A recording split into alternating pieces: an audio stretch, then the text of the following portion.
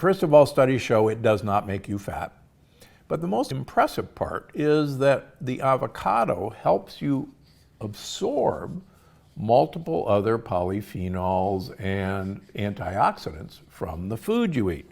So that's why putting an avocado in your salad, like I had last night, is really the way to go. Okay, so in my opinion, olive oil is the clear winner over these two oils.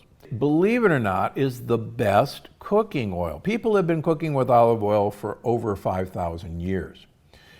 It does have a lower smoke point. That means it starts smoking, but that does not mean it oxidizes. In fact, comparing olive oil against coconut oil, which has one of the highest smoke points, olive oil oxidizes less than coconut oil, one of the standards for high smoke point.